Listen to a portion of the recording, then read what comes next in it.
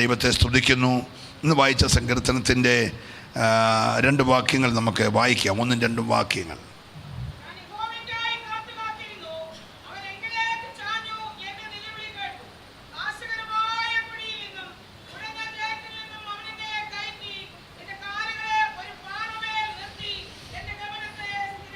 നമുക്കെല്ലാ വാക്യങ്ങളും ചിന്തിക്കാൻ ഇന്ന് പകൽക്കാല സമയമില്ലാത്തത് കൊണ്ട് ഒരു പാറമേൽ എന്നെ നിർത്തി എൻ്റെ ഗമനത്തെ സ്ഥിരമാക്കി.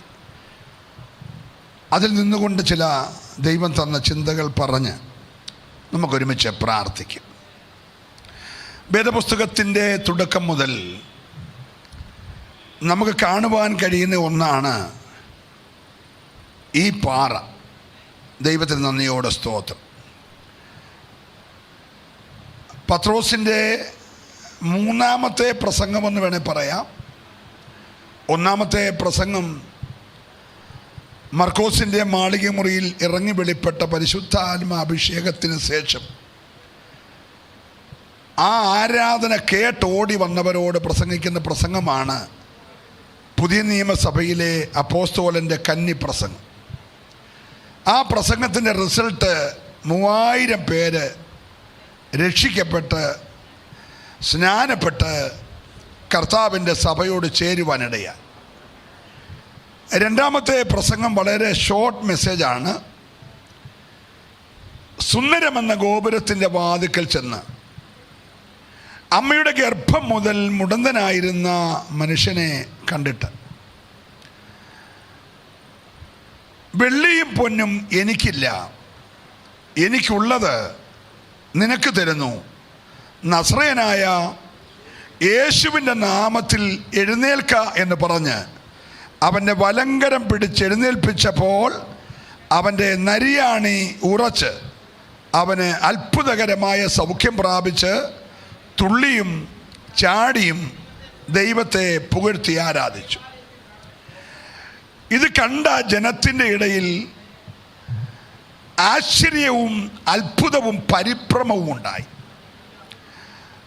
ചെറിയ ഒരു മെസ്സേജ് പത്രോസ് പറഞ്ഞുള്ളൂ. പക്ഷെ വെളിപ്പെട്ട ദൈവകൃപ ആലയത്തിൽ വന്ന ജനത്തിന് പരിഭ്രമവും സമ്പൂർണമായിട്ടുള്ള ആശ്ചര്യം. ഒന്ന് വായിച്ചൊരു വാക്യം. വിസ്മയവും പരിഭ്രമവും നിറഞ്ഞവരായി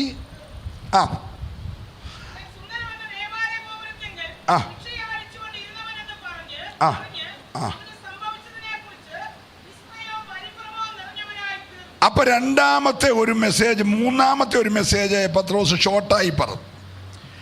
ഇത് കേട്ടപ്പോൾ അന്നത്തെ മഹാപുരോഹിതന്മാരും അന്നത്തെ സഭയുടെ മതത്തിൻ്റെ മേലധ്യക്ഷന്മാരും സദൂക്യരും പരീശരും എല്ലാം കൂടെ പത്രോസിന് നേരെ അസൂയയോടെ അവരുടെ കൺമുമ്പിൽ ലൈവായി നടന്ന ഈ വലിയ അത്ഭുതത്തിൻ്റെ മുമ്പിൽ ജനം യേശുക്രിസ്തുവിൽ വിശ്വസിച്ച് അപ്പോസ്തലന്മാരുടെ പക്ഷം ചേരുമെന്ന് ധരിച്ചിട്ട് അവർക്കെതിരെ ഒരു കലാപത്തിന് തയ്യാറായി അവരെ പിടിച്ച് ബന്ധിക്കുവാനിടയായിത്തു.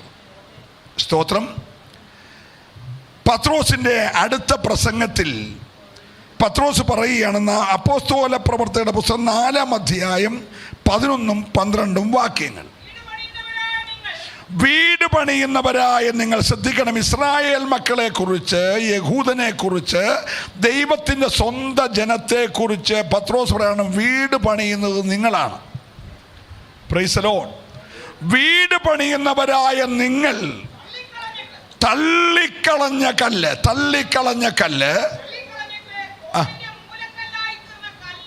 കോണിന്റെ മൂലക്കല്ലായി തീർന്ന കല്ല് ഇവൻ തന്നെ. മറ്റൊരുത്തനിലും രക്ഷയില്ല. ലോക ചരിത്രത്തിലെ ഏറ്റവും ശ്രദ്ധേയമായ പ്രസംഗമാണ് ഇവിടെ പത്രോസ് നടത്തിയത്. എല്ലാവരും പറഞ്ഞേ, മറ്റൊരുത്തനിലും രക്ഷയില്ല. നാം രക്ഷിക്കപ്പെടുവാൻ ആകാശത്തിൻ കീഴിൽ മനുഷ്യരുടെ ഇടയിൽ നൽകപ്പെട്ട വേറൊരു നാമവുമില്ല. കരമുയർത്തി ഹല്ലേലൂയ പറഞ്ഞേ. വീട് പണിയുന്ന ഇസ്രായേലിനോട് പറയണം, നിങ്ങൾ തള്ളിക്കളഞ്ഞ കല്ല്. ഈ വീടിന് അടിസ്ഥാനമിടുമ്പോൾ മേസ്തിരിമാര് കല്ലെടുത്തിട്ട് അതിന് മൂല വരുത്താൻ, മൂലക്കല്ലാക്കി മാറ്റാൻ, അടിസ്ഥാന കല്ലാക്കി മാറ്റാൻ ചുറ്റിക കൊണ്ട് അതിന് രൂപം വരുത്തും. അടിച്ച് ഷേപ്പ് വരുത്തിക്കൊണ്ടിരിക്കുമ്പോൾ അടി തെറ്റിക്കൊണ്ടാൽ ആ കല്ല് മുറിഞ്ഞു മാറും. അപ്പോൾ അവരെ കല്ലെടുത്ത് കളയും. അങ്ങനെ പല കല്ലുകൾ അടിച്ച് കളഞ്ഞിട്ടാണ് ഒരു കല്ല് മൂലക്കല്ലായി കിട്ടുന്നത്. Price the Lord. ആ ബിൽഡിങ്ങിൻ്റെ മുഴുവൻ കെട്ടുറപ്പ് ഈ മൂലക്കല്ലില്ല. Price the Lord. ഇവിടെ പത്രോസ് പറയാണ്, നിങ്ങൾ അടിച്ചടിച്ച് നോക്കിയിട്ട് കൊള്ളത്തില്ലെന്ന് പറഞ്ഞ് തള്ളിക്കളഞ്ഞ കല്ല് ലാസ്റ്റിൽ ഈ മേസ്തിരി നോക്കിയപ്പോൾ എല്ലാം കൊള്ളത്തില്ല. അവസാനം ആ തള്ളിക്കളഞ്ഞ കല്ലെടുത്ത് ഒന്നുകൂടെ നോക്കിയപ്പോൾ അത് കൊള്ളിക്കാം. Price the Lord. അങ്ങനെ തള്ളിക്കളഞ്ഞിട്ട് മൂലക്കല്ലായി തീർന്നത് ഈ യേശുവാണെന്ന് സമർത്ഥിക്കുകയാണ്. ഒരല്ലേലൂയ പറഞ്ഞാട്ടെ. ഹല്ലേലൂയ. പത്രോസ് തന്നെ തൻ്റെ ലേഖനത്തിൽ, 1-ാം ലേഖനത്തിൽ 2-ാം അധ്യായത്തിൽ 4 മുതൽ 6 വരെ, കുഞ്ഞുങ്ങളൊക്കെ വാക്യം ഒന്ന് എടുത്തിയ വേദപുസ്തകം തെറിച്ചേ. പത്രോസിന്റെ 1-ാം ലേഖനം 2-ാം അധ്യായം 4 മുതൽ.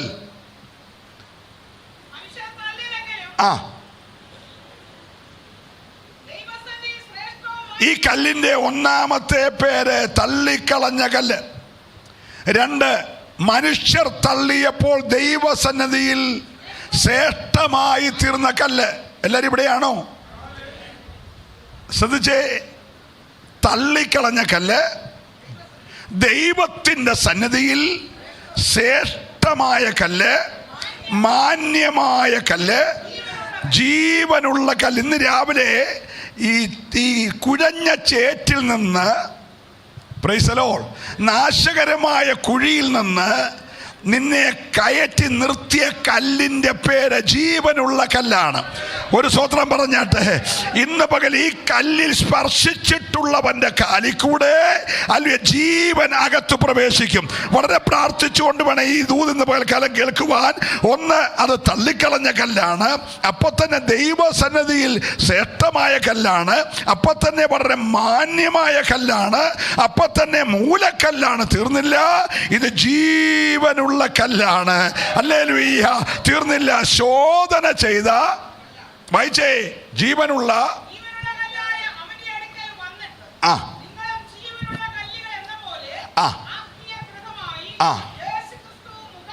ഇസ്രായേലിന്റെ വീട് പണിയെ മാറ്റിയിട്ട് രണ്ടാമത്തെ ഒരു വീട് പണി ആരംഭിച്ച ആ വീടിന്റെ പേര് ആത്മീക ഗ്രഹം. സ്വതന്ത്രം പറഞ്ഞില്ല. ഹല്ലേലൂയ. ഈ ഗ്രഹത്തിന്റെ പേരെന്താണ്? ആത്മീക ഗ്രഹം. ഈ ഗ്രഹത്തിനകത്ത് ചത്ത ഒരു കല്ലുമില്ല. വന്നിരിക്കുന്ന മുഴുവൻ കല്ലും ജീവനുള്ള കല്ലാണ്. ഇന്ന് പകൽ എൻ്റെ മേൽ, ഹല്ലേലൂയ, മനുഷ്യർക്ക് അപകരിക്കാൻ കഴിയാത്തൊരു ജീവൻ ഉണ്ടെന്ന് വിശ്വസിക്കുന്ന എത്ര ദൈവമക്കളുണ്ട്? ജീവനുള്ളവനെ സ്തുതിക്കാൻ കഴിയത്തുള്ളൂ, ജീവനുള്ളവനെ ആരാധിക്കാൻ കഴിയത്തുള്ളൂ, ജീവനുള്ളവനെ മഹത്വം കരേറ്റാൻ കഴിയത്തുള്ളൂ. ഇന്ന് പകൽക്കാലം ഈ കല്ലിൽ പാദം ചവിട്ടിയവന് ഒരു ജീവനുണ്ട്. അപ്പൊ തന്നെ ഈ കല്ല് എങ്ങനെയുള്ള കല്ലാണെന്ന് യെശയ്യാ പ്രവാചകന്റെ പുസ്തകം, യേശുക്രിസ്തു ഉലകത്തിൽ അവതരിക്കുന്നതിന് 6 നൂറ്റാണ്ടുകൾക്ക് പുറകിൽ ജീവിച്ചിരുന്ന BC 200കളിൽ ജീവിച്ചിരുന്ന ഭക്തനായ വലിയ പ്രവാചകൻ വിളിച്ചു പറഞ്ഞു. 28-ാം അധ്യായം 16-ാമത്തെ വാക്യം. യെശയ്യാ പ്രവാചകന്റെ പുസ്തകം 28-16. Price the Lord.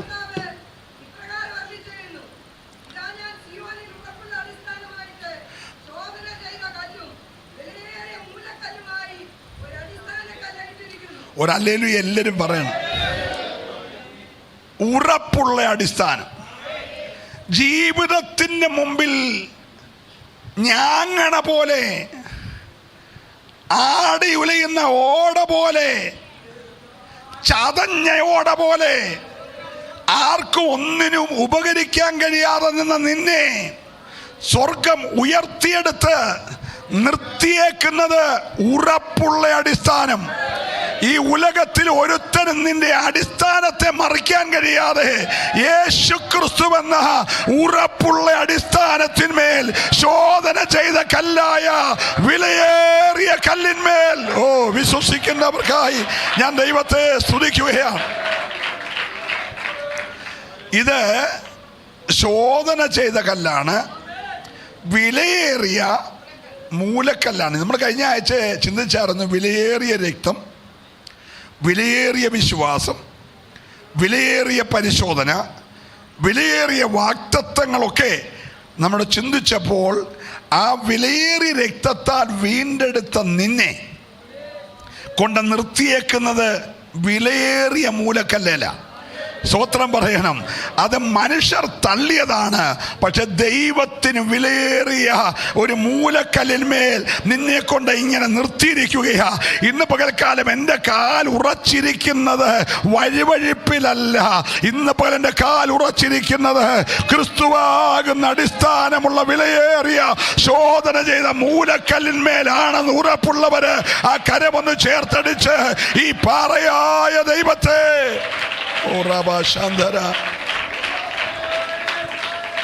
ഹല്ലേലൂയ.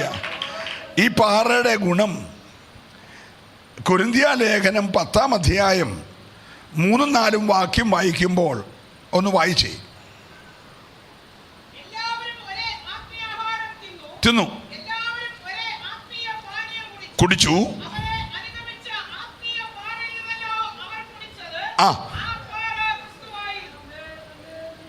നിൽക്കുന്ന പാറയ്ക്കകത്ത് ഒന്ന് ജീവനുണ്ട്. എല്ലാവരും പറഞ്ഞേ, എന്തുകൊണ്ട്? ജീവനുള്ളവര് ജീവനുള്ളതുപോലെ ഒന്ന് പറഞ്ഞേ. നിൽക്കുന്ന പാറയ്ക്കകത്ത് എന്തുണ്ട്? ജീവനുണ്ട്. 2, നിനക്ക് വരൾച്ചയെന്ന് തോന്നുമ്പോൾ, നിന്റെ ജീവിതം ഒരു മരുഭൂമിയായി തീരുമ്പോൾ, പ്രൈസ് ദി ലോർഡ്, ഈ മരീചികയിൽ ഒരു വെള്ളം കിട്ടത്തില്ലെന്ന് നിന്നോട് ശത്രു വാദിക്കുമ്പോൾ, നീയും നിന്റെ തലമുറയും ഒരിറ്റു വെള്ളത്തിനായി വേഴാമ്പലിനെ പോലെ കേഴുമ്പോൾ, നീ എങ്ങും ഓടിപ്പോകണ്ട. ശമരിയാക്കിയാരിയെ പോലെ നട്ടുച്ചയ്ക്ക് കിണറ്റിൻകരയെ പോകണ്ട. നീ ഒന്ന് സൂക്ഷിച്ചു നോക്കിയാൽ നിർത്തിയ പാറയ്ക്കകത്ത് വെള്ളമുണ്ട്. എല്ലാവർക്കും മനസ്സിലായില്ലെന്ന് എനിക്കറിയാം.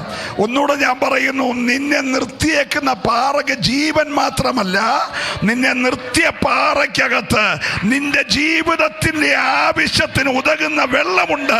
വിശ്വസിക്കുന്നവര് മാത്രമേ ഈ പകൽ ദൈവത്തെ ആരാധിക്കാവുള്ളൂ. ഹല്ലേലൂയ.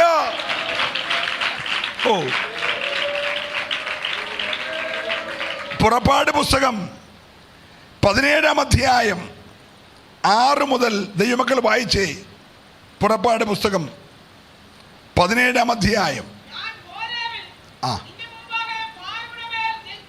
ഞാൻ ഹോരേബിൽ നിന്റെ മുമ്പാകെ പാറയുടെ മേൽ നിൽക്കും. നീ പാറയെ അടിക്കണം ഉടനെ. നിങ്ങൾ ആ ഉടനെ എന്നൊക്കെ ഉള്ളിടത്ത് വരിയിടണേ. ഞാനിപ്പോൾ പറയുന്ന കാര്യം 2024 ഡിസംബറിൽ നടക്കുന്ന കാര്യമല്ല. നീ ഇപ്പോൾ അനുഭവിക്കുന്ന പ്രയാസം പരിഹരിക്കപ്പെടാൻ കഴിയാത്തൊരു പ്രതിസന്ധിയാണെങ്കിൽ നീ അകലെ എങ്ങും ഓടിപ്പോയി കിടന്ന് നിലവിളിക്കണ്ട. Price the Lord. നീ നിൽക്കുന്ന പാറയിൽ ഒന്നടിച്ചാൽ നിനക്കും നിന്റെ സന്തതിക്കും കുടിക്കാനുള്ളത്, നിന്നെ അനുഗമിക്കുന്നവർ കുടിക്കാനുള്ളത് ഉടനെ ആ പാറയിൽ നിന്ന് ചാടി പുറപ്പെടും. വിശ്വസിക്കുന്നവര് മാത്രമേ ഇന്ന് പകൽ ദൈവത്തെ ആരാധിക്കാവുള്ളൂ. അല്ലെങ്കിൽ തടയപ്പെട്ടിരിക്കുന്ന ചിലത്, അടയപ്പെട്ടിരിക്കുന്ന ചിലത് നിനക്ക് വേണ്ടി ഇന്ന് രാവിലെ ഉടനെ ചാടി പുറപ്പെടുന്ന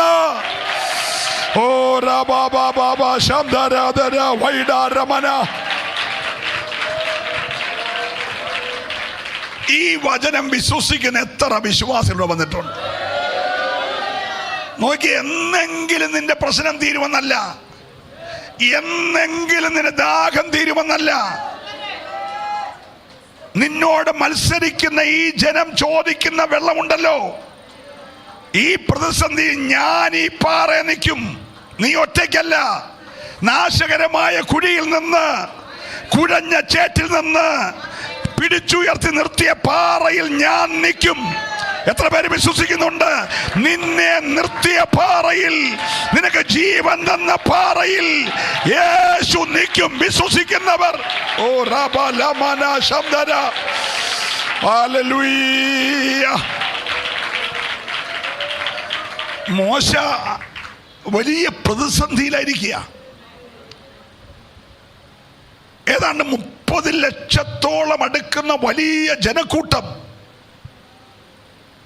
ഒറ്റക്കെട്ടായി പറയുകയാണ്, ഈ വെള്ളമില്ലാത്ത മരുഭൂമിയിൽ ഞങ്ങളെ കൊല്ലാൻ കൊണ്ടുവന്നതാണോ?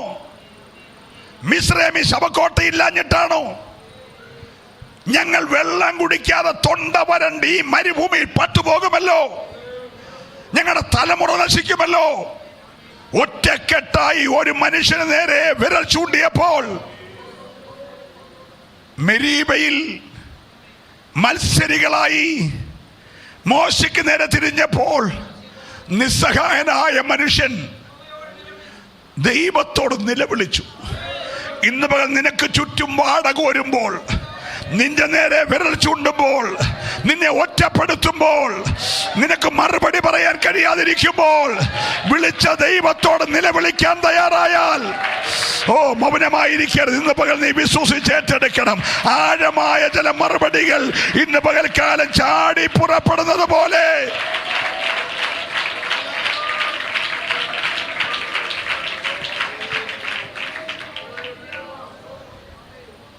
പ്രശ്നം എൻ്റെ കുഞ്ഞുങ്ങളെ നമുക്ക് മാത്രമല്ല. പ്രശ്നം ലോകം കണ്ട ഏറ്റവും വലിയ വീണ്ടെടുപ്പുകാരനായ മോശയ്ക്കുണ്ടായിരുന്നു. ഹലോ, നമ്മുടെ തോന്നൽ നമുക്കാ പ്രശ്നമെന്ന്. ദൈവം നേരിട്ട് കത്തുന്ന മുൾപ്പടർപ്പിൽ പ്രത്യക്ഷപ്പെട്ട് അധികാരത്തിന്റെ അഭിഷേകം കൈമാറിയ മോശയ്ക്ക് ശുശ്രൂഷയിൽ പ്രശ്നമുണ്ടായിരുന്നു. മോശയെ ഓർഡിനേഷൻ ചെയ്തത് ഓവർസിയർ അല്ല, സൂപ്രണ്ട് അല്ല, പ്രസിഡന്റ് അല്ല. മോശയ്ക്ക് അഭിഷേകം കൊടുത്ത് ശുശ്രൂഷ പരമേൽപ്പിച്ച് അധികാരത്തിന്റെ വടിയേൽപ്പിച്ച ദൈവമാ. ആ മോശയ്ക്ക് നേരെ വലിയ പ്രശ്നം ആർക്കും പരിഹരിക്കാനൊക്കത്തില്ല. ഈ മരുഭൂമി കിണർ കുഴിക്കാനൊക്കുമോ? ഈ മരുഭൂമി കുളം വെട്ടാനൊക്കുമോ? Price the Lord. അടുത്ത നിമിഷങ്ങളിൽ വെള്ളമില്ലാതെ പ്രാണൻ നശിക്കാൻ പോകുന്ന ഒരു കൂട്ടം ജനം ഒറ്റക്കെട്ടായി അഭിഷക്തന് നേരെ വെല്ലുവിളിച്ചപ്പോൾ വിളിച്ച ദൈവത്തിന്റെ മുഖത്തേക്ക് നോക്കി ഒറ്റ കരച്ചിൽ. രാവിലെ ആരോടൊക്കെയോ ദൈവം പറയുന്നു, നീ മനുഷ്യരിൽ ആശ്രയിക്കരുത്, സഹായിക്കാൻ കഴിയാത്ത പ്രഭുക്കന്മാരിൽ ആശ്രയിക്കരുത്. നിന്റെ നേരെ വിരൽ ചൂണ്ടപ്പെടുമ്പോൾ മറുപടിയില്ലേ, ഉത്തരമില്ലേ എന്ന് ചോദിക്കുമ്പോൾ നിനക്ക് നിലവിളിക്കാൻ ഒരിടമുണ്ട്. ഓ വിശ്വസിക്കുന്നവർ ഈ പകൽ ഏറ്റെടുത്ത് ഒരു വിടുതൽ നീ പ്രാപിച്ചേ മതിയാകൂ. ഹല്ലേലൂയ.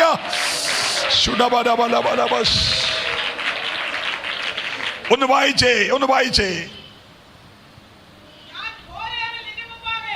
ആ അല്ല, മോശ നിലവിളിച്ചു. ആ നോക്കി, ഇപ്പം എതിരായി നിന്ന് സംസാരിക്കുക മാത്രമല്ല, അവരെല്ലാം കൂടെ എന്തെടുത്തിരിക്കുക? കല്ലെറിയാൻ പോകുക. Price the Lord. ആ ആ ആ ഇന്ന് രാവിലെ എല്ലാവരുടെയും കയ്യിലുണ്ടോ? ഇന്നലത്തെ പ്രതിസന്ധിയിൽ നീ ഉപയോഗിച്ച വിശ്വാസത്തിന്റെ വടി കയ്യിലുണ്ടോ? അതോ രാവിലെ വെറും കൈയൊടിഞ്ഞ് പോരുമായിരുന്നോ? ഹല്ലേലൂയ. 23 ഡിസംബർ മാസം 3-ാം തീയതി വരെ നിന്റെ പ്രതികൂലങ്ങളിൽ നീ ഉപയോഗിച്ച വിശ്വാസത്തിന്റെ വടിയുണ്ടല്ലോ. ഇന്ന് രാവിലത്തെ വെല്ലുവിളി നീ മറ്റൊന്ന് തേടി പോകണ്ട. ആ വടി നിന്റെ കയ്യിലുണ്ടെങ്കിൽ, ചെങ്കടൽ വിഭജിച്ച വടി, നദിയെ അടിച്ച വടി, ഇന്ന് നിന്റെ പ്രശ്നത്തിന് മതിയായത്. ഏറ്റെടുക്കുന്നവർ മാത്രം ദൈവത്തെ ആരാധിക്കണം. വിശ്വാസത്തിന്റെ അഭിഷേകത്തിന്റെ സ്വർഗ കൈമാറിയ അധികാരത്തിന്റെ വടി. Price the Lord. നല്ലൊരു ഹല്ലേലൂയ പറയണം. ഈ വടിയെക്കുറിച്ച് തന്നെ ഇന്ന് പകൽക്കാലം പ്രസംഗിക്കേണ്ടതാണ്. ഇസ്രായേലിയ മക്കളിൽ അബ്രഹാമിനെ ദൈവം വിളിച്ച് വേർതിരിച്ചപ്പോൾ അബ്രഹാമിൻ്റെ ഏകനായിട്ടുള്ള യാത്രയ്ക്ക് ദൈവം പറഞ്ഞതാണ്, നീ നല്ല ബദാമിൽ നിന്ന് 8 അടി പൊക്കമുള്ള ഒരു വടി ചെത്തി ഒരുക്കിയെടുക്കണം. ആ വടി നിൻ്റെ വാഗ്ദത്തമെല്ലാം കുറിച്ച് വെച്ച അനന്തരം നിൻ്റെ മകൻ ഇസഹാക്കിന് കൈമാറണം. ഇസഹാക്ക് അത് യാക്കോബിന് കൈമാറണം. യാക്കോബ് മിസ്രൈമിൽ ചെന്നപ്പോൾ അത് യോസഫിന് കൈമാറി. ജോസഫ് മിസ്രൈമിൽ നിന്ന് പെട്ടിക്കകത്ത് വെച്ച് മാറുമ്പോൾ ആ വടി മോശയ്ക്ക് കൈമാറി. മോശ ആ വടി അഹരോന് കൈമാറി. അഹരോൻ ആ വടി മത്സരികളുടെ മുമ്പിൽ തളിർക്കുന്നത് വരെ കൈപ്പിടിച്ചു. തളിർത്ത് പൂത്ത ബദാംബലം ഉണ്ടായപ്പോൾ ആ വടി പെട്ടകത്തി വെച്ചു. ആ പെട്ടകത്തി വെച്ച വടി നമുക്ക് വേണ്ടി കാൽവറിൽ ഉയർത്തപ്പെട്ടെങ്കിൽ ഇന്ന് പകൽക്കാലം ദൈവത്തിൻ്റെ പൈതലേ, ഈ വടിയുടെ ശ്രേഷ്ഠത ആഴമായ ദൂത നീ മൗനമായിരിക്കരുത്. അന്ന് അബ്രഹാമിന് കൈമാറിയ വടി പിന്നത്തേതിൽ സ്വർഗം പെട്ടകത്തി വെച്ചിട്ട് പെട്ടകം ജനം ചുമന്നു. അഹരോന്റെ കയ്യിൽ നിന്ന് കേറിയ വടി പെട്ടകത്തിലോട്ടാ കയറിയേ. പിന്നെ നീ വടി പിടിക്കണ്ട. ആ വടി വെച്ച പെട്ടകത്തോളച്ച് കയറിയാൽ ചെങ്കടൽ വഴിമാറും, യോർദാൻ കടക്കും, യെരിഹോ കോട്ട ഇടിയും. അതിനെ മാറാ മധുരമാകും. ഇന്ന് വിശ്വസിക്കുന്നവർ മാത്രം ദൈവത്തെ ആരാധിക്കട്ടെ. ഹല്ലേലൂയ. ഈ പകൽ തളിർത്ത് പൂത്ത ഒരഭിഷേകം, ഫലം കായ്ക്കുന്ന ഒരു അഭിഷേകം.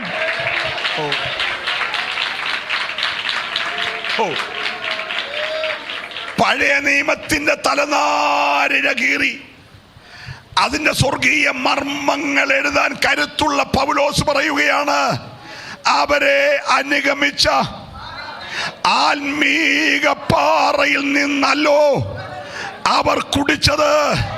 ആ പാറ, എല്ലാരും പറഞ്ഞേ, നിന്നെ കൊണ്ട് കാലുറപ്പിച്ചേക്കുന്നത് ആ പാറയാ.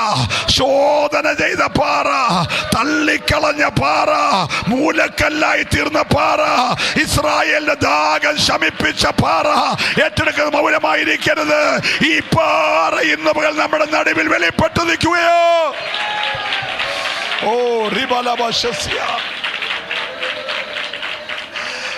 എന്റെ പ്രിയപ്പെട്ടവരെ, സഭ പണിതത് ഗ്രാനൈറ്റ് കൊണ്ടല്ല, ഹല്ലേലൂയ, ഇഷ്ടിക കൊണ്ടല്ല, ഹോളോ ബ്രിക്സ് കൊണ്ടല്ല, സിമെന്റ് കൊണ്ടല്ല. യേശു പറഞ്ഞു, ഈ പാറമേൽ. എത്ര പേര് വിശ്വസിക്കുന്നുണ്ട്? അതെ, ശോധന ചെയ്ത കല്ലായ ഈ പാറമേൽ, മനുഷ്യൻ തള്ളിക്കളഞ്ഞ കല്ലായ ഈ പാറമേൽ, സ്വർഗം മൂലക്കല്ലായി തീർത്ത ഈ പാറമേൽ, ദൈവത്തിന് ശ്രേഷ്ഠമായ ഈ പാറമേൽ, മാന്യതയുള്ള ഈ പാറമേൽ, ജീവനുള്ള കല്ലായ ഈ പാറമേൽ, അകത്ത് വെള്ളം സംഭരിച്ച ഈ പാറമേൽ ഞാൻ എന്റെ സഭയെ പണിയും. പാതാള ഗോപുരങ്ങൾ അതിനെ ജയിക്കത്തില്ല. വിശ്വസിക്കുന്നവര് മാത്രം ഇന്നലെ അവരെ ദൈവത്തെ ആരാധിച്ച് സ്വർഗം നിന്നെ നിർത്തിയതൊരു പാറമേലോ. അതുകൊണ്ടാ 27-ാം സങ്കീർത്തനക്കാരൻ 5-ാമത്തെ വാക്യത്തിൽ പറഞ്ഞത്. ഒന്ന് വായിച്ച് 27:5.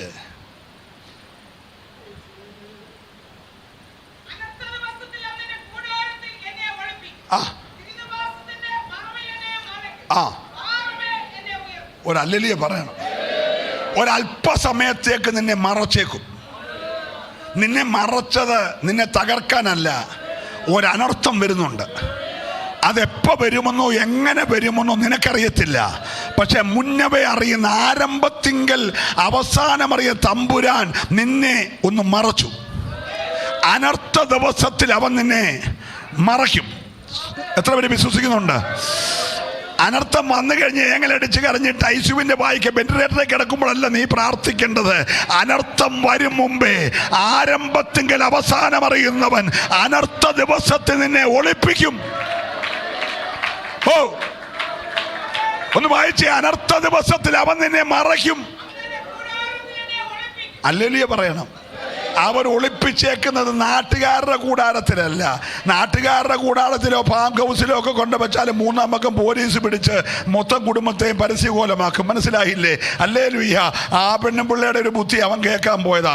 ആ പെൺബുദ്ധി പരിപാടിയിലാകുന്നു പറഞ്ഞപ്പോൾ മൊത്തം ജയിലിലായി. ഒരല്ലേലൂയ പറഞ്ഞേര്. നമ്മുടെ വിഷയമല്ലല്ലോ. എന്നാൽ ശ്രദ്ധിച്ചേ, അനർത്ഥ ദിവസത്തിൽ നിന്നെ മറയ്ക്കുന്ന, നിന്നെ ഒളിപ്പിക്കുന്ന പറയണം. നിന്നെ ഒളിപ്പിക്കുന്ന ജീവിതകാലം മുഴുവൻ കൊട്ടക്കീഴെ അടച്ചിട്ട കോഴിക്കുഞ്ഞിനെ പോലെ പരുന്തി കുത്തിക്കൊണ്ട് പതിരിക്കാൻ നിന്നെ അടച്ചു വെക്കുമെന്നല്ല, സമയം വരുമ്പോൾ പാറമേൽ വിശ്വസിക്കുന്നവരെ ആരാധിക്കാവൂ. ഹല്ലേലൂയ. നമ്മൾ ഈ കോഴിക്കുഞ്ഞുങ്ങളെ വിരിഞ്ഞിറങ്ങിയാലേ ഈ പുള്ളും പരുന്നും കൊണ്ടുപോകാതിരിക്കാൻ കൊട്ടക്കീഴേല് ഇച്ചിരിച്ച കണ്ണിയകലമുള്ള പ്രത്യേക കൊട്ടയുടെ കീഴേൽ ഈ കോഴിയെ ഇടും. തള്ള ഇതിന് ചുറ്റും ഇങ്ങനെ റൗണ്ട് അടക്കൊക്കെ, തള്ള അടുക്കലെങ്കിലും പോകാൻ കുഞ്ഞുങ്ങൾക്ക് അവകാശമില്ല. അതിനെല്ലാം ഇങ്ങനെ കൊട്ടക്കീഴ ഇട്ടേക്ക ഒരു പരുവത്തിൽ. അങ്ങനെ നിന്നെ ജീവിതകാലം മുഴുവൻ ഇടുമെന്നല്ല, നിന്നെ ഉയർത്താൻ ഒരു സമയമുണ്ട്. ഇന്ന് പകൽ ഏറ്റെടുക്കുന്നവരെ സ്തുതിക്കാവൂ. ഞാൻ ആത്മാവിൽ പ്രവചിച്ചു പറയുന്നു, ഇപ്പം നീ അങ്ങ് ഒളിഞ്ഞിരിക്കുകയായിരിക്കും, മറഞ്ഞിരിക്കുകയായിരിക്കും, അങ്ങ് താഴെ കിടക്കുകയായിരിക്കും. പക്ഷെ നിന്നെ ഉയർത്തുന്ന ഒരു ദിവസമുണ്ട്. എത്ര പേര് വിശ്വസിക്കാൻ തയ്യാറുണ്ട്? ഉയർത്തുന്നത് പാറമേല. ഏറ്റെടുക്കുന്നവർ നന്നായിട്ട് കരമൊന്നടിച്ച് പാറമേൽ ഉയർത്തുന്ന ദൈവം. ഓ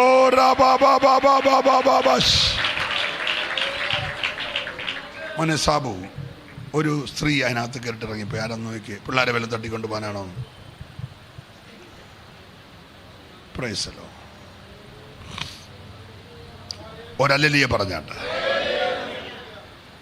പ്രൈസലോ. നമ്മൾ വളരെ ഗൗരവത്തോടെ കാര്യങ്ങളൊക്കെ ശ്രദ്ധിച്ചോണം എല്ലാവരും. അപ്പൊ സങ്കീർത്തനക്കാരൻ പറയുകയാണ്, എനിക്ക് അനർത്ഥം വരാൻ സാധ്യതയുണ്ട്, പക്ഷെ ഞാൻ അതിനെ ചൊല്ലി പേടിച്ച് പെരേന്നിറങ്ങാതിരിക്കുന്നൊന്നുമില്ല. അനർത്ഥം വരുമ്പോൾ അവൻ എന്നെ ഒളിപ്പിക്കും, മറയ്ക്കും. പക്ഷേ എന്ന് ഞാനിങ്ങനെ ഒളിഞ്ഞു പാത്തിരിക്കുകയല്ല. എന്നെ വിളിച്ച ദൈവം തക്ക സമയം വരുമ്പോൾ പാറമേൽ എന്നെ ഉയർത്തും. ഈ പാറയ്ക്ക് എന്നാ ഗുണം? ഒന്ന്, ഈ പാറയ്ക്ക് ഒരു മാന്യതയുണ്ട്. രണ്ട്, ഈ പാറയ്ക്കൊരു ശ്രേഷ്ഠതയുണ്ട്. മൂന്ന്, ഈ പാറയ്ക്കൊരു ജീവനുണ്ട്. നാല്, ഈ പാറയ്ക്കകത്ത് വെള്ളമുണ്ട്. ഇന്ന് പകൽക്കാലം നിന്റെ മുഴുവൻ വരൾച്ച മാറ്റാൻ കഴിയുന്ന വെള്ളം ഈ പാറയ്ക്കകത്തുണ്ട്.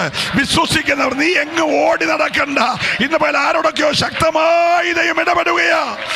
ഹല്ലേലൂയ. പക്ഷെ ഈ പാറയ്ക്കൊരു ചെറിയ കുഴപ്പം കൂടെ ഉണ്ട്. ഗുണം തന്നെ പറഞ്ഞു പോയാൽ നിങ്ങൾ കൈയടിക്കും. പക്ഷെ ഒരു ചെറിയ കുഴപ്പമുണ്ട്. റോമാലേഖനം 9:33.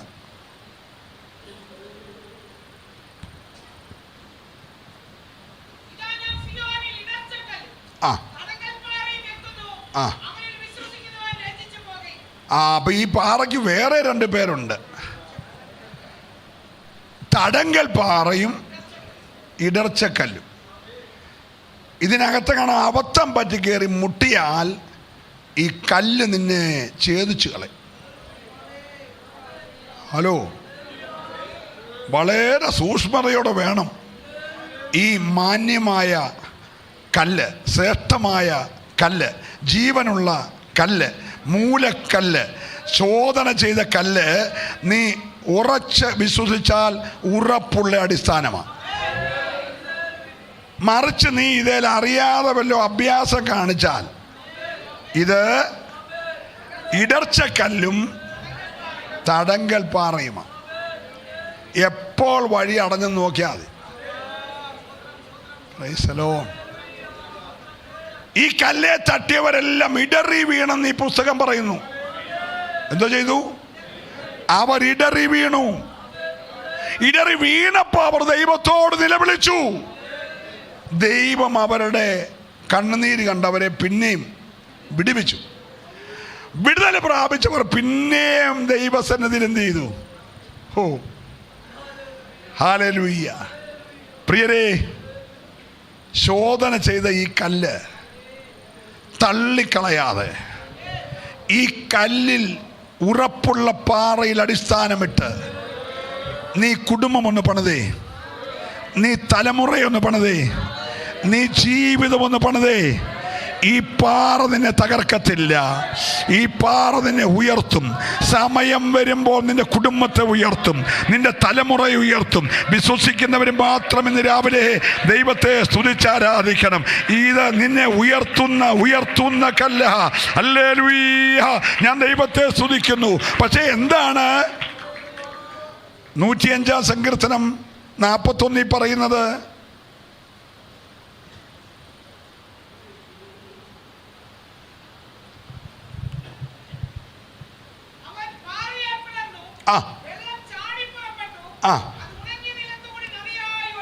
ഒന്ന് ശ്രദ്ധിക്കണേ, വായിച്ചുകൊണ്ടിരിക്കല്ലേ, ഒന്ന് ശ്രദ്ധിച്ചെന്നെ. നമ്മൾ ഈ പണ്ടൊക്കെ, ഇപ്പോഴല്ലേ ഗ്യാസും ഒക്കെ ആയേ, പണ്ട് വിറക് പറക്കാനും വനത്തിലൊക്കെ പോകും. വനത്തിൽ ചെല്ലുമ്പോൾ ഇപ്പോഴത്തെ കൂട്ട് മിനറൽ വാട്ടർ ഒന്നും കൊണ്ടുപോകാൻ നമ്മുടെ കയ്യിൽ അന്ന് ഇല്ല.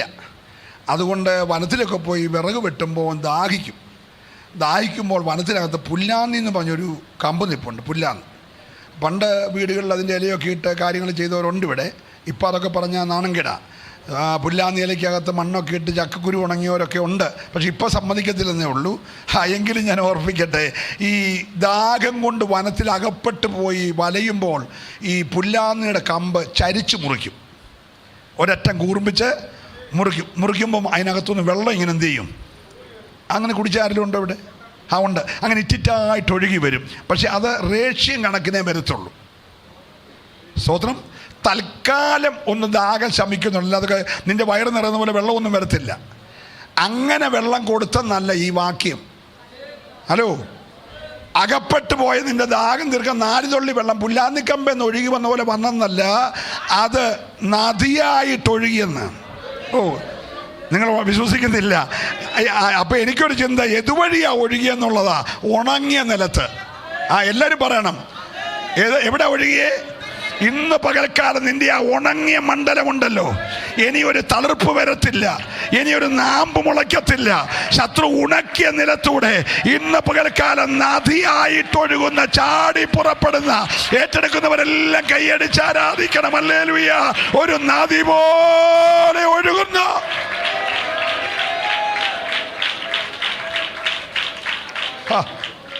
ഈ ഭക്തനൊക്കെ പാടിയ പാട്ട് നോക്കി. അവൻ പാറയെ പിളർന്നു. നമ്മുടെ മനസ്സിരിക്കുന്നത് മോശയെ മറയ്ക്കാൻ വേണ്ടി പിളർന്ന പാറ നമുക്കറിയാം. ഏലിയാവിനെ മറയ്ക്കാൻ വേണ്ടി പിളർന്ന പാറ നമുക്കറിയാം. Praise the lord, praise the lord. ശൗലിന്റെ കൂടെ യുദ്ധത്തിന് പോയ ആളുകളുടെ കൂട്ടത്തിൽ ഈ ആവശ്യമില്ലാതെ ശൗൽ ഒരു ശപഥം അങ്ങ് ചെയ്തു. ശൗല് പറഞ്ഞു, ഇന്ന് ആരും വെള്ളം കുടിക്കാൻ പാടില്ല, ആഹാരം കഴിക്കാൻ പാടില്ല, യുദ്ധം ജയിക്കുവോളം. യുദ്ധത്തിന് പോകുന്നവരെ കൊണ്ട് ഉപവസിപ്പിക്കുന്ന എന്നേരം ശരിയാണ്. ഇപ്പോൾ ഈ ദൈവത്തോടൊക്കെ ആലോചന ചോദിക്കാതെ ഒരു ശപഥം അങ്ങ് ചെയ്യിപ്പിച്ചു. എല്ലാവരും ഇത് കേട്ടു. ഇനി ശൗല് പറയാതെ വെള്ളം കുടിക്കാനൊക്കത്തില്ല, ആഹാരം കഴിക്കാനും ഒക്കത്തില്ല. എല്ലാവരും ക്ഷീണിച്ചു. ഭയങ്കര പൊരിഞ്ഞ യുദ്ധം നടക്കുക. അപ്പം ഇങ്ങനെ നോക്കി, ഇങ്ങനെ ഒരു പാറയുടെ സൈഡിൽ കൂടെ പോകുമ്പോൾ പാറയുടെ മേളിൽ നിന്ന് ഇങ്ങനെ ഇറ്റിറ്റായിട്ട് എന്തോ ഒഴുകി വരുന്നു. അത് ഈ കൊണ്ടുവന്നതിൽ ഒരുത്തം വടി കൊണ്ട് പതുക്കൊന്ന് തൊട്ട് നോക്കി. അവരുടെ എല്ലാം കയ്യിൽ ഈ വടിയുണ്ട്. ഈ വടി കൊണ്ട് പതുക്കൊന്ന് തൊട്ട് നോക്കിയപ്പോൾ അതിൻ്റെ അറ്റത്തിന് ഭയങ്കര മധുരം. അപ്പോൾ അവർക്ക് മനസ്സിലായി മേളിൽ തേനിൻ്റെ അടയുണ്ട്. ഇവർ ക്ഷീണിച്ചിരിക്കുക. ഇവരാ വടി ആഞ്ഞൊരു കുത്തു കൊടുത്തപ്പോൾ ഇതിനകത്തുനിന്ന് തേനെന്ത് ചെയ്തു? ഒഴുകി വന്നു. ഇവന്മാർ രണ്ടോ കുടിച്ചങ്ങ് ബലപ്പെട്ട 2 പേര് കൂടി യുദ്ധം ചെയ്ത് ജയിച്ചു. ഹലോ, യോഗത്തിന് വന്നാലും എല്ലാവരും ഒന്നും യുദ്ധം ജയിക്കത്തൊന്നുമില്ല. ചെറിയ കഥ കേട്ടേച്ച് പോത്തേ ഉള്ളൂ. ഹല്ലേലൂയ. ചേട്ടൻ ആകെ ഇന്ന് കിടന്ന് പുല്ലാന്നിയിലെ വെള്ളം വരുന്നതാ.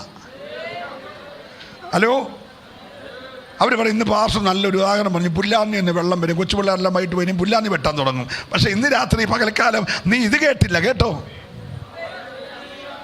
ഹലോ, നോക്കിയേ, ഈ ശൗലിൻ്റെ ആവശ്യമില്ലാത്ത ശപഥം മാറ്റിയിട്ട് ക്ഷീണിച്ചിരുന്നവൻ ആ തേനടയ്ക്കകത്തുനിന്ന് ഒഴുകി വന്ന ആ തേനിനേക്കാൾ, തേൻകട്ടയേക്കാൾ അണ്ണാക്കിന് മധുരമുള്ള ആ തേൻ അങ്ങോട്ട് കുടിച്ചപ്പോൾ അകത്തങ്ങോട്ട് ചൈതന്യം വന്നിട്ട് വെല്ലുവിളിച്ചിരുന്ന ശത്രുവിനെ അവൻ ജയിച്ചെങ്കിൽ ഈ സഭായോഗത്തിൽ നീ വെല്ലുവിളിയെ കേട്ട് ഭയപ്പെട്ട് നിൽക്കാതെ കേൾക്കുന്ന വചനത്താൽ നീ ഒരു ജയം പ്രാപിക്കണം.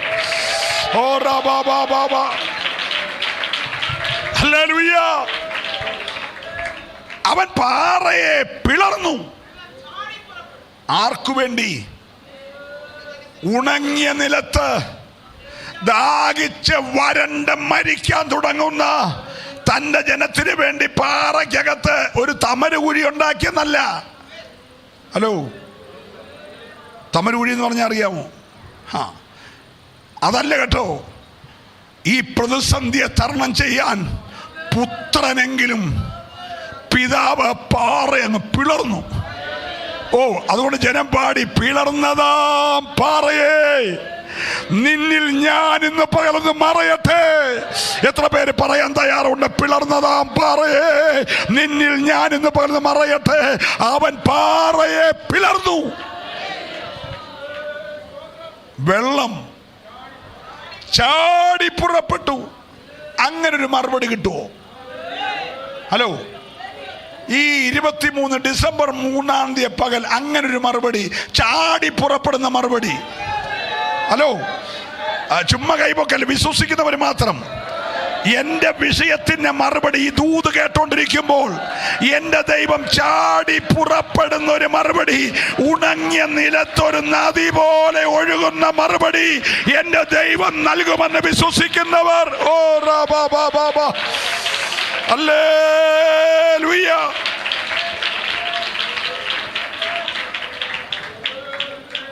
അപ്പൊ ഇതല്ല ഈ ബലഹീനനായ മോശ ഈ ജനത്തിന്റെ പിറുപിറുപ്പെല്ലാം കേട്ട് പാറയെ അടിക്കാൻ പറഞ്ഞപ്പോൾ അങ്ങ് അടിച്ചു. ഒന്ന് വായിച്ച വാക്യം.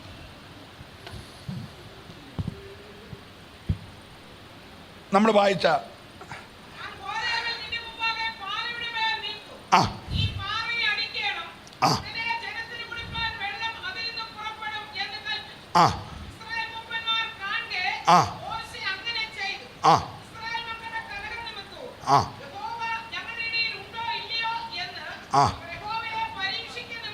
ആ ആ ആ വിവരിക്കുന്നില്ല. മോശയോടെ ഒന്നടിക്കാനാ പറഞ്ഞ്. പക്ഷേ ഈ അകത്ത് ജനത്തോട് അല്പം ദേഷ്യമുണ്ടായ മോശ അതിലധികം എന്ത് ചെയ്തു?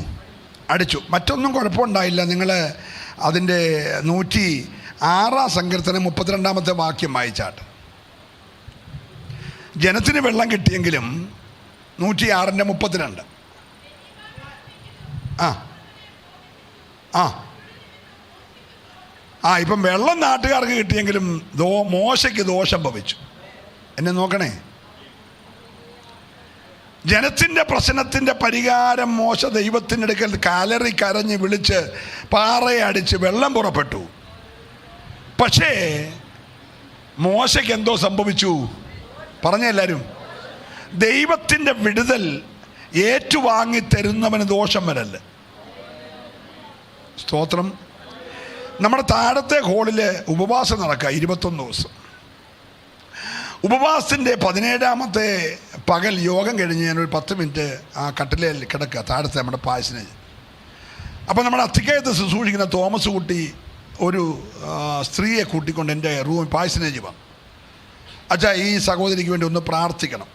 ഞാൻ പറഞ്ഞു, ഞാൻ അവിടെ നിന്ന് കിടന്നതേ ഉള്ളൂ. അല്ല അച്ഛാ, ഒന്ന് പ്രാർത്ഥിച്ചാൽ കിടന്നോളാം.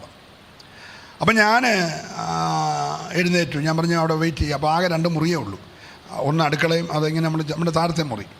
അപ്പോൾ ഞാൻ എഴുന്നേറ്റ് പെട്ടെന്ന് കൈരി മാത്രമായിരുന്നു, ഒരു ഷർട്ടൂട് ഇട്ടുകൊണ്ട് ഞാൻ ഇറങ്ങിച്ചെന്നു. പറഞ്ഞു കാലെ വ്രണമാണ്. ഞാൻ പറഞ്ഞു ഒന്ന് കാണിക്കാൻ പറഞ്ഞപ്പോൾ അവിടെ കാലിൻ്റെ മുട്ടിൻ്റെ ഭാഗം വരെ ആ ഉടുത്ത സാരി ഒന്ന് പൊക്കിയപ്പോൾ ഈ 2 കാലും നമ്മുടെ ചേന ചെത്തിയ പോലെ ഇരിക്കുക. ഭയങ്കര വ്രണമാണ്, ഭയങ്കര നാറ്റം. ഞാൻ പറഞ്ഞു മതി, താത്തക്കാൻ പറഞ്ഞു. ഞാൻ ആ ഉറക്കത്തിൽ നിന്നിച്ച് വന്ന ഒരൊറ്റ പ്രാർത്ഥന. ഉപവാസത്തിൻ്റെ 17-ാമത്തെ ദിവസമാണ്. വെള്ളം മാത്രം കുടിച്ച് ഉപവസിക്കുക. ഇവരങ്ങ് പോവുകയും ചെയ്ത് ഞാൻ പിന്നെയും കയറി കിടന്നു. അന്നുള്ള വിശ്വാസികൾക്കറിയാം, ഒരു 3/4 മണിക്കൂർ കഴിഞ്ഞപ്പോൾ ഞാൻ ഉറക്കമാണെന്നപ്പോൾ എൻ്റെ ഈ കാലിൻ്റെ തുടയ്ക്ക് ഭയങ്കര ഒരു പുകച്ചിൽ. അപ്പോൾ ഞാൻ എന്നാ നോക്കിയപ്പോൾ ഒരു ഏഷ്യ ഭൂഖണ്ഡം പോലെ കാലിൻ്റെ തുടഭാഗം മുഴുവനും കൂടെ ആന്തിപ്പറിച്ച് ബ്ലേഡ് കൊണ്ട് വരഞ്ഞ പോലെ വരഞ്ഞ് അത്രയുടെ തൊലിയും പോയി ചുമന്ന് തടിച്ച് കിടക്കുക. അപ്പോൾ ഞാൻ പറഞ്ഞു, സൂസമ്മ എന്നെ ചിലന്തിയോ വല്ലതും കടിച്ചെന്ന് എനിക്ക് തോന്നുന്നത്, കയ്യിലേക്കകത്ത് കയറിയെന്ന് പറഞ്ഞു. അപ്പോൾ ഞങ്ങൾ അവിടെ എല്ലാം നോക്കിയിട്ട് അവിടെ ചിലന്തിയൊന്നുമില്ല. എനിവേ എനിക്ക് കുളിക്കാൻ വയ്യ, ഭയങ്കര പുകച്ചിൽ, നീറ്റൽ ആകെ. അപ്പം ഞാൻ മറ്റേ കാര്യം അങ്ങ് വിട്ടുപോയി, അന്ന് ഓർക്കുന്നില്ല. വൈകിട്ടത്തെ യോഗം കഴിഞ്ഞിട്ട് ഞാൻ ഇരിക്കുമ്പോഴത്തേന് ഇതങ്ങ് വലുതായി. എനിക്ക് അടുത്ത 4 ദിവസങ്ങൾ നിർണായകമായ ദിവസങ്ങളാണ് ഉപവാസത്തിൻ്റെ. അപ്പോൾ പെട്ടെന്ന് ഇവൾ വന്ന് പ്രാർത്ഥിപ്പിച്ച കാര്യം ഓർത്തു. അപ്പം ഞാൻ തോമസ് കുട്ടിയെ വിളിച്ച് പറഞ്ഞു, തോമസ് കുട്ടി, ഇന്ന് പകൽ പ്രാർത്ഥിക്കാൻ വന്നവരെ ഒന്നുകൂടെ അർജൻറ്റുമായിട്ട് നാളെ രാവിലെ കൊണ്ടുവരണം. എന്നാ ചെയ്യാൻ പറഞ്ഞു, കൊണ്ടുപോവാം. അച്ഛാ, അവർക്ക് പൂർണ്ണ സൗഖ്യമായി. ഞാൻ പറഞ്ഞു അതിനായെന്ന് എനിക്ക് മനസ്സിലായി, കൊണ്ടുവരാൻ പറഞ്ഞു. അങ്ങനെ പിറ്റേ ദിവസം രാവിലെ അവരെ കൊണ്ടുപോയി ഞാൻ ചോദിച്ചു, നിങ്ങളുടെ പ്രശ്നം ഇതെന്നും ഉണ്ടായതാ? അപ്പോൾ പറഞ്ഞു, ഞങ്ങളൊരു 7 സെൻറ്റ് സ്ഥലം മേടിച്ചൊരു വീട് വെക്കാൻ ആ മേടിച്ച സ്ഥലത്തിനകത്ത് ഞാൻ പോയി ഒന്ന് കയറി ഇറങ്ങിയപ്പോൾ എൻ്റെ കാലിൽ എന്തോ കൊണ്ടെന്ന് തോന്നി. അതിനുശേഷം ഉണ്ടായതാണ്. പക്ഷേ ഇന്നലെ പ്രാർത്ഥിച്ചപ്പോൾ ചൂട്ട് പോലെ കരിഞ്ഞെന്ന് പറഞ്ഞു. അപ്പോൾ എനിക്ക് കാര്യം പിടികിട്ടി. ഹലോ, നമ്മൾ പ്രാർത്ഥിച്ചു, അവർക്ക് വിടുതലായെങ്കിലും മോശയ്ക്ക് ദോഷം ഭവിച്ചു. മനസ്സിലാകുന്നുണ്ടോ? ഇന്ന് പകൽക്കാലം നീ പ്രാർത്ഥിച്ചോ, പക്ഷെ നിനക്ക് ദോഷം വരാത്ത നിലയിൽ വേണം അത് കൈകാര്യം ചെയ്യാൻ. യേശു പറഞ്ഞു, ഞാൻ പാറമേൽ നിൽക്കും, നീ പാറയെ അടിക്കണം, അപ്പോൾ ഈ പ്രശ്നത്തിന് പരിഹാരമാകും. അത് വെള്ളം പുറപ്പെടുന്നത് ഒരു തോട് പോലല്ല, ഒരു നീരുറവ് പോലല്ല, ഉണങ്ങിയ നിലത്തൊരു നദി പോലെ. നിനക്ക് വേണ്ടി ഇന്ന് പകൽക്കാലം എത്ര പേര് വിശ്വസിക്കുന്നുണ്ട്? വിശാലതയുള്ളൊരു മറുപടി, അല്ലെ ആർക്കും തടയാൻ കഴിയാത്തൊരു ഒഴുക്ക്, അല്ലെങ്കിൽ ദൈവം നിന്റെ കൂടാരത്തിൽ നിന്റെ ചോദ്യത്തിന് മറുപടിയായി ഇന്ന് പകൽക്കാലം വെളിപ്പെടുത്തുമെന്ന് ഉറപ്പുണ്ടെങ്കിൽ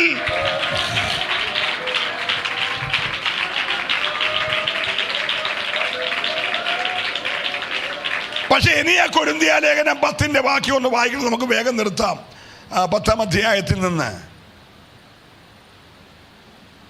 ആ പാറ, അവരെ അനുഗമിച്ച ആത്മീക പാറയിൽ നിന്നല്ലോ അവർ കുടിച്ചത്. ആ പാറ, അടുത്ത വാക്യം, അതിന് വരയിടണം. വെള്ളം കുടിച്ചു, ദാഹം തീർന്നു, നദി പോലെ പുറകെ ഒഴുകി. എങ്കിലും വെള്ളം കുടിച്ചവരിൽ മിക്ക പേരിലും, ഇപ്പം മോശയ്ക്ക് ദോഷവും വന്നു, കുടിച്ചവനിൽ ദൈവം പ്രസാദിച്ചുമില്ല. ഹലോ, നമ്മൾ വന്ന് യോഗവും കൂടി യോത്രകാഴ്ച ഇട്ട് ദശാംശവും കൊടുത്ത് കർത്തൃമേൽ എടുത്ത് പോയിട്ട് നമ്മൾ ദൈവം പ്രസാദിച്ചില്ലേ, പിന്നെ എന്നാ യോഗ?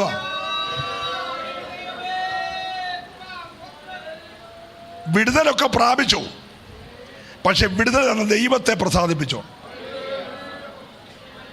സന്തോഷമുണ്ട്, കൈയൊന്ന് ഉയർത്തണം. ഞാൻ ആവർത്തിച്ചു പറയുന്നു, നീ വിടുതൽ പ്രാപിച്ചോ. ദാഹം ശമിക്കുന്ന പോലെ വെള്ളം കുടിച്ചോ. മോളിൽ നിന്ന് പൊഴിഞ്ഞ മഞ്ഞ തിന്നോ. പറന്നു വന്ന കാടെ തിന്നോ. നിന്റെ കാലിലെ ചെരുപ്പ് പഴകാതിരിക്കട്ടെ, നിന്റെ വസ്ത്രം പഴകാതിരിക്കട്ടെ. പകലിൽ മേഘസ്തംഭം ഉണ്ടാകട്ടെ, കുഴപ്പമില്ല. പക്ഷേ അവരിൽ ഭയത്തോടെ നിങ്ങൾ ഇന്ന് പകൽ ദൈവത്തെ ആരാധിച്ചോണം. നിന്റെ ജീവിതം വെള്ളം കുടിക്കുന്നതല്ല, നിന്റെ ജീവിതം മഞ്ഞ തിന്നുന്നതല്ല, നിന്റെ ജീവിതം കാടെ തിന്നുന്നതല്ല. നിന്റെ ജീവിതം ദൈവത്തെ പ്രസാദിപ്പിക്കുന്നതായിരിക്കണം. നാശകരമായ കുഴിയിൽ നിന്ന്, കുഴഞ്ഞ ചേറ്റിൽ നിന്ന് നിന്നെ കരം പിടിച്ചുയർത്തി ക്രിസ്തുവാകുന്ന പാറമേൽ നിന്റെ കാലുകളെ ഉറപ്പിച്ച ദൈവത്തെ ഇന്ന് പകൽക്കാലം നീ പ്രസാദിപ്പിക്കണം. ദൈവപ്രസാദമുള്ള ഒരു ആരാധന, ദൈവപ്രസാദമുള്ള ഒരു ജീവിതം വിശ്വസിക്കുന്നവർ കരം ചേർത്തടിച്ച് ഒരു നിമിഷം ദൈവത്തെ ആരാധിച്ചേ. ഹല്ലേലൂയ.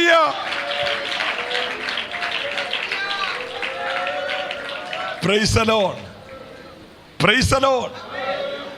ഈ പാറ ഇപ്പം നമ്മുടെ കൺമുമ്പിൽ മറവാണെങ്കിലും ഈ പാറ ലോകം മുഴുവൻ കാണാവുന്നത് പോലെ വെളിപ്പെടാൻ പോകുകയാണ്. സമയമില്ലെന്ന് എനിക്കറിയാം, എങ്കിലും ദാനിയേൽ പ്രവാചകന്റെ പുസ്തകം 2-ാം അധ്യായം 34-ാമത്തെ വാക്യം ഒന്ന് വായിക്കണം.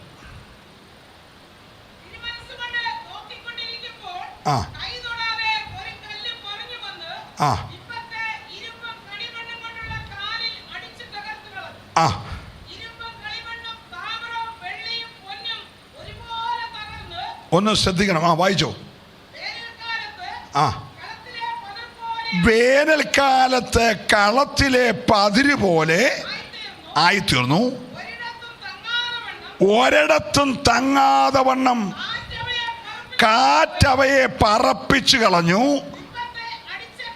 ബിംബത്തെ അടിച്ച കല്ല് ഒരു മഹാപർവ്വതമായി തീർന്നു. കരമുയർത്തി ദൈവത്തെ സ്തുതിച്ചേ.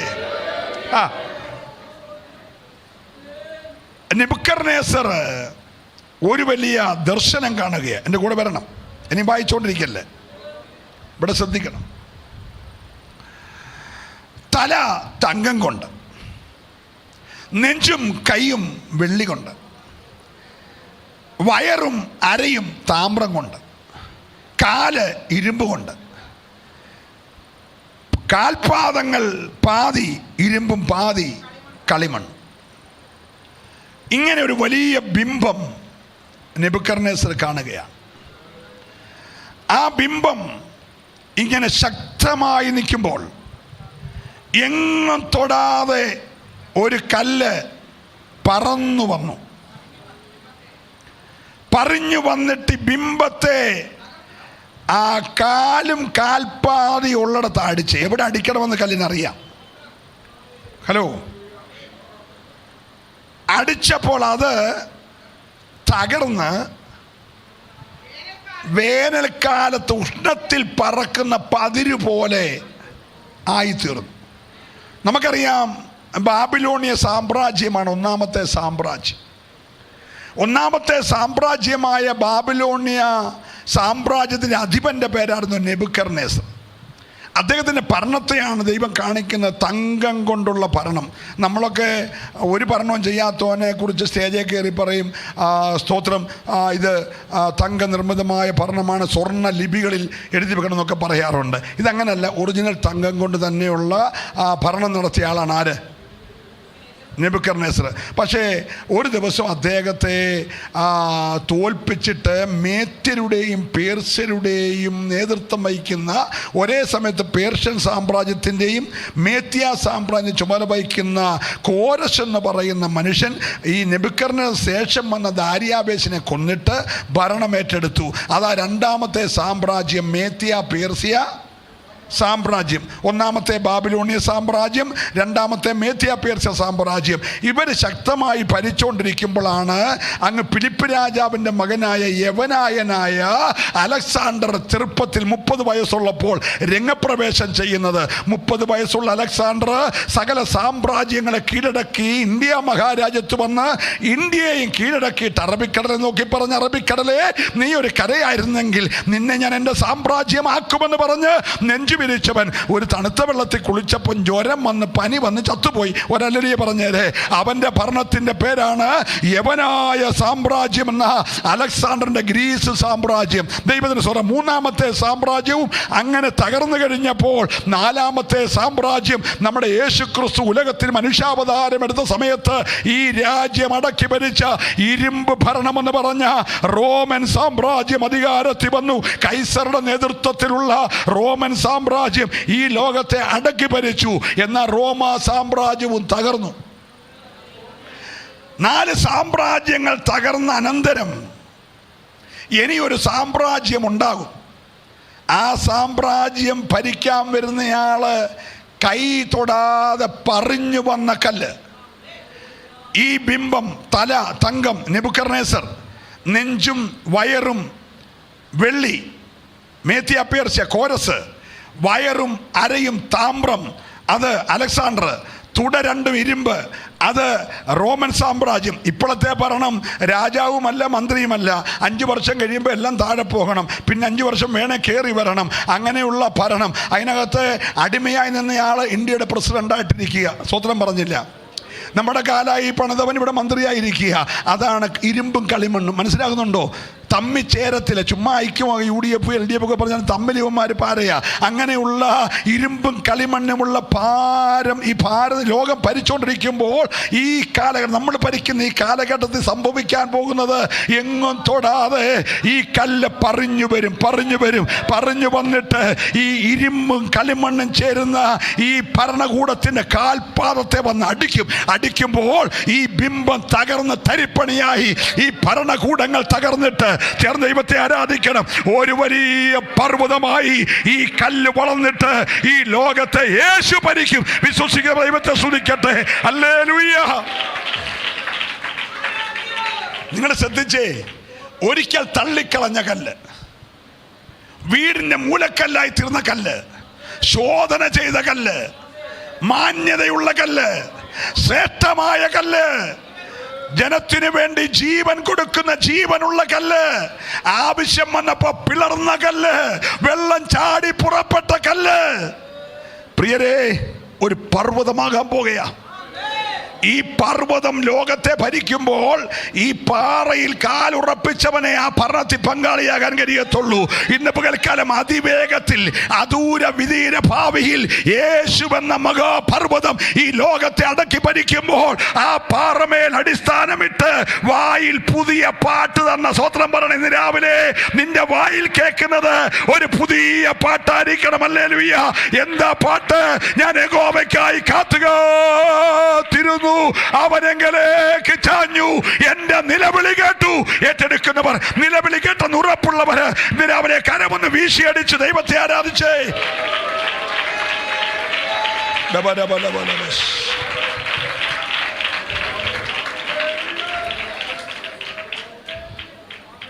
എല്ലാവർക്കും ഒന്നും ഈ പാറമേൽ വീട് പണിയാനൊക്കത്തില്ല. യേശു പറഞ്ഞു, ബുദ്ധിയുള്ളവനും ബുദ്ധിയില്ലാത്തവനും വീട് പണിതു. പക്ഷേ ബുദ്ധിയുള്ളവൻ ഈ പാറമേൽ കണ്ടെത്താൻ പാടായിരുന്നു. അവൻ ആഴെ കുഴിച്ചു. എല്ലാവരും എൻ്റെ കൂടെ ഉണ്ടോ? ഈ പാറ കാണണമെങ്കിൽ ഉൽപ്പത്തിയിൽ കൂടെ കയറി, സ്തോത്രം, പുറപ്പാടി കൂടെ നടന്ന്, ലേവിയിൽ കൂടെ സഞ്ചരിച്ച്, ആവർത്തനത്തിൽ കൂടെ ഓടി, യോശുവയിൽ കൂടെ നടന്ന്, യുദ്ധം ചെയ്ത്, ന്യായാധിപന്മാരിൽ കൂടെ വന്ന്, ഓ പ്രൈസ് ദി ലോർഡ്, നിങ്ങൾക്ക് മനസ്സിലാകുന്നുണ്ടോ? രൂത്തിലൂടെ കയറി ആ നല്ല ബോവസിൻ്റെ വയലിലെത്തി, നല്ല ശൗമേലിൻ്റെ പ്രവചന ദൂതുകൾ കേട്ട്, ഓ ഞാൻ ദൈവത്തെ സ്തുതിക്കുകയാണ്. നിന്റെ ദിനത് വൃത്താന്തം, ഓരോ ദിവസവും ദൈവം നടത്തിയ വൃത്താന്തം നീ എഴുതണം. നീ എല്ലാം കിട്ടുമ്പോൾ പഴയത് മറക്കല്ല്. ദിനവൃത്താന്തം നീ ഓർക്കണം. ഒരു സ്വത്രം പറഞ്ഞേ ഹല്ലേലൂയ. ശത്രു പൊളിച്ചു കളഞ്ഞതിനെ എസ്രാ പണിതത് ഓർക്കണം. ഇന്നലെ പൊളിച്ചതാ, പക്ഷേ ഞങ്ങളുടെ പിതാക്കന്മാർ മുട്ടുമേൽ നിന്ന് അതിനെ പണിതെന്നുള്ള കാര്യം നീ ഓർക്കണം. എന്നിട്ട് സങ്കീർത്തനത്തിലോട്ട് വന്നിട്ട് നീ വായിൽ വന്ന പുതിയ പാട്ട് പാടി ദൈവത്തെ ആരാധിക്കണം. ഹല്ലേലൂയ. സ്വർഗം തന്ന സദൃശ്യവാക്യം നീ ഓർക്കണം. സഭാപ്രസംഗി നീ കേറണം. എല്ലാം മായയാണെന്ന് നീ എണ്ണണം. ഹല്ലേലൂയ. അങ്ങനെ നീ ആരെ കുഴിക്കണം? സ്തോത്രം പറഞ്ഞില്ല. ഹല്ലേലൂയ. ആ ഭൂമിക്കടി വെച്ച കാച്ചിലിന്റെ നീളം അറിയാനല്ല കുഴിക്കേണ്ടത്, നിന്റെ വീട് ഉറപ്പിക്കാൻ ഈ പാറ കണ്ടെത്തുന്നത് വരെ. ഓ ഞാൻ ദൈവത്തെ സ്തുതിക്കുകയാണ്. അല്ലെ ബേത്ലഹേമിലെ പുൽത്തൊഴുത്തിൽ പിറന്ന് ഗാഗുൽത്തായുടെ കൊടുമുടിയിൽ പിടഞ്ഞു മരിച്ച ഈ പാറയെ കണ്ടെത്തുന്നത് വരെ നീ ആരെ കുഴിക്കണം?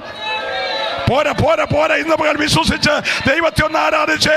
നീ ആരെ കുടിക്കണം, ആരെ കുടിക്കണം. ചെറിയ വർഷം 40 50 പക്ഷെ ഇപ്പോഴും ദാവീദിനെ മാത്രമേ കണ്ടുള്ളൂ. ചെറിയ അബ്രഹാമിനെ കണ്ട്, ചെറിയ ഏലിയാവിനെ കൊണ്ട് നടക്കുക. പക്ഷെ നീ ഇന്ന് പകൽക്കാലം ഈ പാറ കാണണം. ഓ എനിക്ക് നിങ്ങളെ എങ്ങനെ പറഞ്ഞു മനസ്സിലാണോ അറിയത്തില്ല. പക്ഷേ ബുദ്ധിയുള്ളവൻ ഏലിയാവിനെ കണ്ട് വീട് വെച്ചെന്നല്ല, ദാവീദിനെ കണ്ട് വീട് വെച്ചെന്നല്ല, അവനാഴെ കുഴിച്ചു. കുഴിച്ച് ചെന്നപ്പോൾ ഒളിച്ചു വച്ച നിധി പോലെ ഈ വയലിനകത്തെ പാറ കണ്ടു. ഓ ഹല്ലേലൂയ. അവൻ അവിടെ അടിസ്ഥാനമിട്ടു. ഹല്ലേലൂയ. ഒരു വീട് പണിതു. കോവിഡ് വന്നു, ഇവൻ്റെ വീടിൻ്റെ മേൽ ആഞ്ഞടിച്ചു. കാൻസർ വന്നു, ഇവൻ്റെ വീടിൻ്റെ മേൽ ആഞ്ഞടിച്ചു. ട്യൂമർ വന്നു, ഇവൻ്റെ വീടിൻ്റെ മേൽ ആഞ്ഞടിച്ചു. ലുക്കേമിയ വന്നു, ഇവൻ്റെ വീടിൻ്റെ മേൽ ആഞ്ഞടിച്ചു. ഹല്ലേലൂയ. ഇതൊന്നും അവൻ്റെ പണിയെ തകർത്തില്ല. അവൻ ഉറച്ചു നിൽക്കുന്നത്. ഇപ്പോൾ വിശ്വസിക്കുന്നവർ പ്രതിസന്ധികളിൽ പതറാതിരിക്കാൻ നീ ഇന്ന് പകൽക്കാലമായ അടിസ്ഥാനം.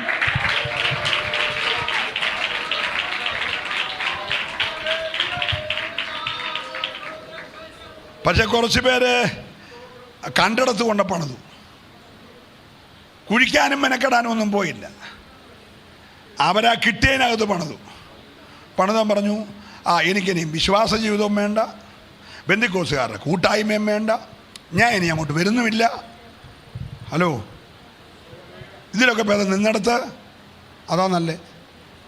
ഈ പാറ കണ്ടെത്താൻ കഴിഞ്ഞില്ലെങ്കിൽ, ഹലോ, നീ കൃപയെ വന്നിട്ട് ഈ പാറ കണ്ടെത്താൻ കഴിഞ്ഞില്ലെങ്കിൽ നീ നിന്നിടത്ത് നിൽക്കുന്നത് നല്ലത്.